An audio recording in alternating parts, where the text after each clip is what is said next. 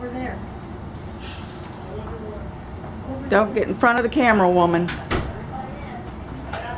here, anybody. Right here. I want you to come sit right here. Right here. Steph, is that mine? Go right there? Right there. Yeah, Yeah, Thank sit you, right Steph. you're welcome. there. Sit. Look on his face. We got to straighten Oh, out here. goodness. Come on in, stand. Come on. Where do you want us? Sure, you got a pen over here. Anywhere you want to be. You got pictures, do you? Would you walk right by? Shared with all of us. How about it? Is everybody in here? Yep, ma'am. Everybody's okay. All right. Hey, ready to go? Oh, no, that's All one. right, and Ricky, Right. both of you were Sparkletts employees. Both of you love Sparkletts with no retirement party, no cake and coffee, no barbecue, no party, no nothing. No money friends. drugs. This is your party.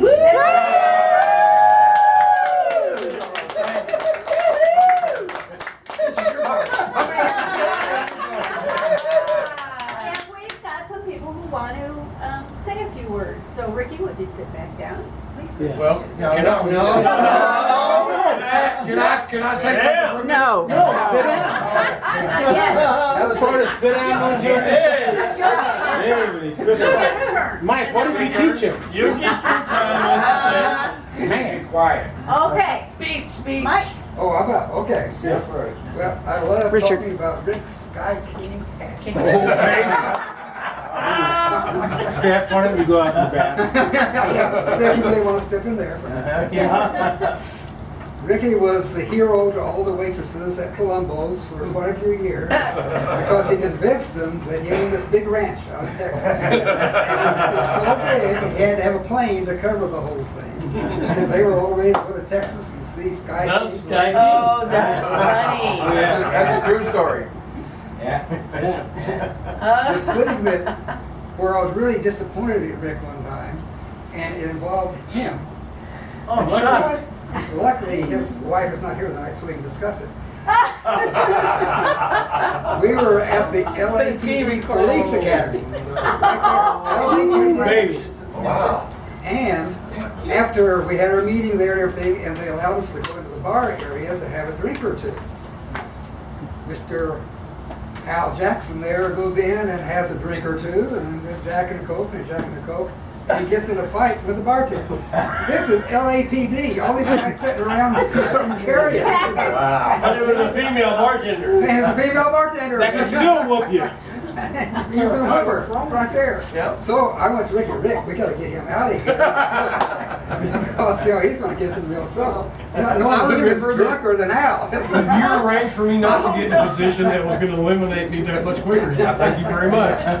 So next thing I know, he's gone down, they go running out into the park there where the cars were parked, jumps the car, he's squealing the tires. This is LAPD Police Academy. You know, he almost hits two black and whites, you know, swearing out there and the way they went out and sunset. Wow. Needless to say, we never went back to the LAPD. And it was a Mustang. And it was a Mustang too, that's right, I forgot about that. Fantastic.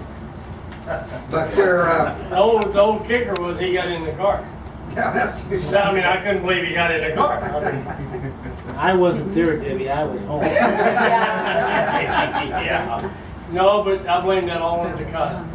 Well, that's probably true, Yeah, yeah. he gave me a drink ticket. Yeah, the drink ticket. Oh, yes. The first time I met Ricky Padgett, and some of you may not know where this is, it was on Good Latimer Yep. in Dallas, Texas. Yep. Yep. Went out back, and Ricky was sitting on a can out back repairing electric coolers.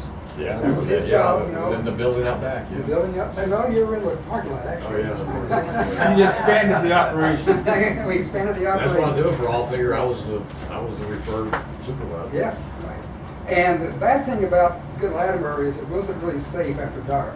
And we lost a bunch of trucks because they would just drive the trucks right out the gate, down the gate. And we finally found there was nothing left. So we made the decision we had to go to somewhere else. Yeah. Went to Grand Prairie. We found Grand Prairie. Rick was involved in all that. And next thing you know, we had Grand Prairie 1. Rick was in charge of Grand Prairie 1. And that's when he put me in charge. Very, very successful. And Did great. next November it'll be 30 years. Really? Wow. Yeah, I know. 38 is coming up. Since we started. Okay. Nothing wrong with your memory. And then things, You remember the one we did, what we did in Katy? well, wait, we gotta go through Bradbury too. Yeah. Yeah, our Then GP, we're not supposed to be GP2. talking. We have to do GP2 was in GP2 90 because package was in water is 98. getting so good. And Rick was in charge of both of them, GP1 and GP2. Everything was great. Yep. And then we made the great decision, well, we ought to go to Houston. So we had to go find, if we couldn't go to Houston proper because they wouldn't allow nothing. That's right, yeah, because of the It was a issues subsidence going on, district. we couldn't drill a well, Right. so we had to go out into Katy. Had to go find Katie. We don't have enough time. What we had to do, and Rick and I did it, I'll have to use my basically phone did it. We again. went and met with the mayor and the city manager of Yep. Katy, Texas. Yep. And had a dinner with them and introduced them to Rick. This is the man's gonna be in charge of this. He's a good Texan. So I was from California, so I was ever concerned, you know. California in here. So we introduced Rick. He gave him the old good Texas talk, you know, and wore his cowboy boots, all that kind of crap. That man, And convinced them that we should have a plant there. that man passed away 6 years ago. Really? Yeah. That's 2 days ago. And I'd go down there now and then and stuff, and I would go down to the city offices and ask about it, and then I found out that he passed away.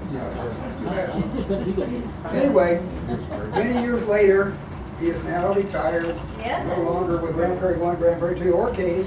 Right. And he had a great career, I'm worthless. very You successful. were not worthless. Not. Retirement's great. Retirement It is is. great for me. Look what it's done for me. But fortunately, my wife's gonna stay with me. Okay, Charlie. Well, I think, while we're talking about that, one thing I should have added, it was Ricky, but also Lisa and Stephanie had a lot to do with it there. That's right. So we need to give credit where credit is due. Now, Mike's got a better memory than me, so I asked And I'll print it for, out. no, this is a copy of his resume, okay?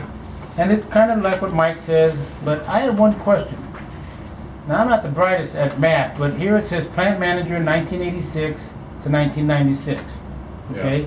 The next is senior plant manager 1996 to 2004. That's when he worked for you.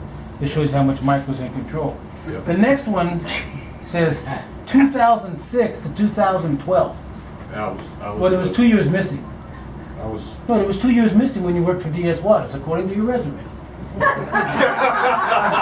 I mean, 96 to 2004. I'm talking He's not gonna go around. 2006 to 2012. I was North Texas general manager. Well, yeah, it says that, but there's 2 years missing in between. Yeah, there is. That's why, in case Well, I anyone. slept those 2 years. Well, that's, Or drank a lot. yeah, well, yeah, it could have been. Was that the police academy about that time? So. All right. And I looked at his resume and it was pretty impressive other than that. 36 and a half years, which actually minus 2, because it didn't show on it. So. I can tell you my first memory of Rick as a plant manager and as a peer looking up to him, he had the absolute fastest manual PET line I've ever seen. Those women could put caps on and little shrimp. Yeah. First original PET line. First original PET. It was that way. That's why we have Grand Prairie too. That's why Grand Prairie 2 came on. For those of us that was there and saw that, we remember, I remember thinking, first of all, Grand Prairie 1 was just, it was amazing what came in the front door. 1 gallon, 2.5 gallon. Yep. PET bottles with a bunch of people that, I mean, it was, I don't know how many people were in that line, but from a cost standpoint, we were losing tons of money. Sometimes when you put that label on and you hit it with a hairdryer, you're losing money. Okay? Yeah. Mike's laughing, but he knows, because he says, I got it, don't worry. Yeah. That might have been the missing 2 years, I don't know. But my memories of Rick were really that we need you to do this, go do it, go get it done. And sometimes I think he felt like I'm out here in Texas all by myself, and we didn't really care. Mike did. Mike used to say all the time, Everything I back learned then, was from you and Mike. Well, yeah, But he was in Texas. Yeah, he was in Texas by himself. And all my learning. But he got it from all of y'all. done. He got it done, and what he did was set a good example for the rest of Taught us. me everything. I'm talking. You taught me everything. No. Yeah, well, you don't know much. But I just remember that he was an inspiration to most of us because I would love to go back and get do it that done, again. got it done, And however it took to get it done, he did that, so. He's still talking, I know. He won't shut up. There's one example of how good Ricky was, and that was the Northridge earthquake when it hit California, and we were desperate, as you all know, Oh, desperate. yeah, to I had to water send a bunch of everywhere. stuff out that way. I remember So that, we had to yeah. call him up, and it was in end of January, 1st of February, like that. And we wanted to get GP2 going so we could get all the packaged water out to California, using all that. It was Super Bowl Sunday, and the Dallas Cowboys were in the Super Bowl. Yep. And he still got him in, and they ran the line and got the water out. Yeah. That was quite Yeah. a Boy. Yeah. Those are the days, huh? Dallas in the Super Bowl. Yeah. I really remember that. Yeah, that might have been the same year Oklahoma beat Texas. Oh, it's getting Charlie, you cold. had a little bit more to talk about, didn't you? About Rick? No, I have something to say about when it's his turn. Well, it's his turn. Okay. All right, it's Greg's turn. Wow, he looks like you were coming into it. He looks scared. He looks Whoops. scared. Just so we didn't talk as much as the last one. Oh, I won't. Greg. And I can tell you what I've always thought about Greg, and I've got to know Greg better since he's retired than I did when he was working. I worked with him one time when the other guy out in Riverside was gone, and I remember thinking, man, I got to keep up with this dude. And I was pretty good. Well, I wasn't pretty good. I was really good. But I had a hard time keeping up with him. And what I always admired about him out there is he ran that whole thing, and he was probably the one warehouse that got along with all the salespeople. And he worked with Moose, which wasn't easy to get along with. Not easy. Not easy. I mean, that was true. Not an easy person. And I can tell you this, is most of us in this room were either plant managers or VPs or whatever. But to me, Greg and the people loading the trucks and the people working at plants, that is what made Sparkletts, DS Waters, whatever, a really great company. So from my standpoint, I appreciate you more than I do Mike, now that he's not giving me raises. At the time, I might not have said that. I might have said, Greg who? Greg who? I don't know. Mike is my man. That's great. But I really do. I mean, and we all know that we are all, quote, successful because of the people that did the work, and that we were able to have people like you doing that, and we could count on you and the other. And I think that's the one common thing above all of us. We really all grew up respecting. Yeah, we all grew up respecting the people that did the actual work. Okay, I mean, we just had to do what Mike told us. We didn't have a choice. You guys had a choice. So I appreciate you and a lot, and I kind of like you now. When I worked with you that day, I wasn't sure I liked you because you were kind of nasty. You don't remember, do you? No. That's right. I remember. Good thing. I like it. Really, it was just a hard worker, and it was like. I worked with Greg. I actually worked with Way Greg. to go. I Good met job, buddy. Greg before Greg. I worked with him because my aunt worked with him, and my aunt has a son named Greg, and this Greg became her second son. She had two Gregs. And to this day, she still calls Greg her son. And when I worked with Greg, it was in Riverside, and I was the accounting supervisor and the transition for the computers, like everywhere. And no matter what anybody asked Greg to do, he could have just got his lunch out, warmed it up in the microwave, sat his butt down to eat it, and a truck would come in that needed to be reloaded or unloaded or whatever, and he'd just very calmly stand back up, put the stuff back, put it in the refrigerator, and go. We talking about the same guy? That was his famous line. All pays the same. And he'd go to do whatever was needed. And I saw many times where he got the same lunch out about 4 times before he ever got to eat. So, great guy to work We with. met at Fontana in the early 70s, which was semi-paved. Still had glass bottles, wooden crates, no top clamps hadn't been invented on forklifts yet. Was that 1870? And the lot had holes in it, and it was like this, and he'd go across the lot with the glass bottles going like this. How in the hell is he ever going to get that done? We worked in the mud, it was just amazing to watch. And they would get that whole, there was a big fleet there then too. It was probably, what, 35 trucks, I guess, something like that. Wow. And that place was growing fast, so they had to hand load a whole bunch of the water every night on glass bottles, and they were up there all night long. It was just, we'd go in there and like, nothing ever gets tore up or broke here. What the hell is going on? And he was the guru of the whole thing for years there. Something to be said for that. Our good friend Claudia has something she wants to say Yes, about Greg as well. yes, I've been asked to tell this couple of stories. Oh boy, hang on. We're in trouble now. Here you go. I think I really met Greg and Kate when we were camping because we met Sue and Richard before that. But I remember when all of us one year went to the Pomona Fair grounds to go shopping for RVs. Uh-huh. And I really didn't know him very well, so we're walking around looking at RVs, and then Greg goes in to use the bathrooms and comes over to Claudia and goes, "Got any extra manure to ship this?" And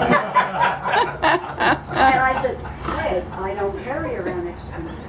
So then when we're up at Big Bear, and he went into town, and we just thought he needs some more supplies. So we took adult Depends and we put them all over his awning, so when he came home from town, he had enough diapers, and you wouldn't have to borrow underwear from me anymore. True story. True story. True story. True story. You have created special memories. Like backing out of my driveway. I'm about out of time. Well, as most companies, when you leave, you get little gifts, and we have some little gifts for you. Hey, wow. One is that both of you have gotten a nice, brand new Rolex watch. Hey, we spared no expense. I think that's called went to none. Yeah. No, fair, okay. I didn't know they sold Rolexes at Walmart. They didn't, no. Call it Had to go to a different store. Call it sell order. Back to. All right, who's gonna be first? That's all, isn't it? Somebody. They don't think that. They You know, don't think Greg, that's what they're everything getting. in I know the night was always going to be faster than the manager. Man. What they gotta do? And I'm running out of time on my video, so hurry it up. Wow. Hey, he made it. Wow. His and her watches. And I believe they're even at the right time. Really nice Rolex.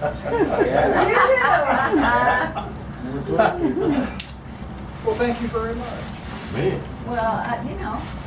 We spared no expense. And you know that every employee, when they leave, gets their bottle of money. And you each have your bottles of money. And due to inflation or deflation, it's not necessarily a 5-gallon bottle full. In fact, everybody at your party's on a It fixed could have income. been the little ones. Yeah, it could have been little. We couldn't find any little ones. They didn't have the airplane size.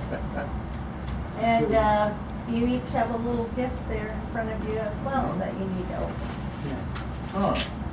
What? My goodness. I never knew Greg. I'm running out of time. Well, Nope. He was too busy Never had working. the opportunity. he was too busy working. What are you trying to say? I didn't. No, he was. Oh, It's got my name on it. Not even close. Thank you very much. Happy retirement. Wow. yeah. Look at that, it's showing our plan. Let me see, Ricky.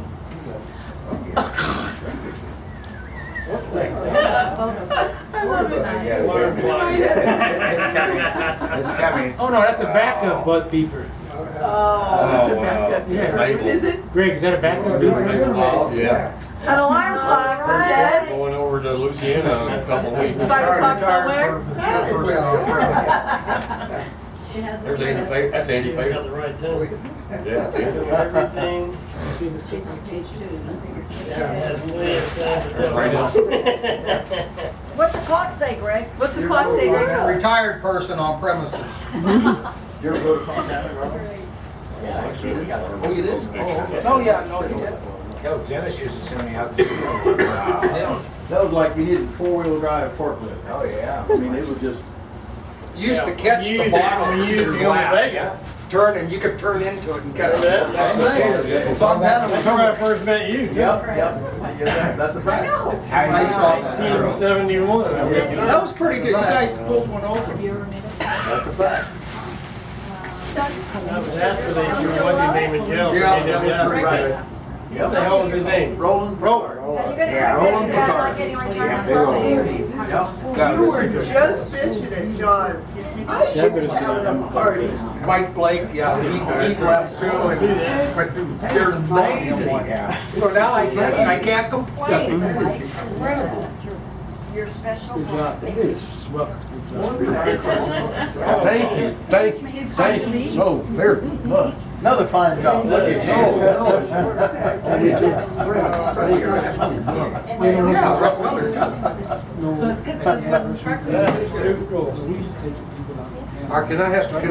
Can I have it for a moment? Everybody, just one second. Wait. Everybody,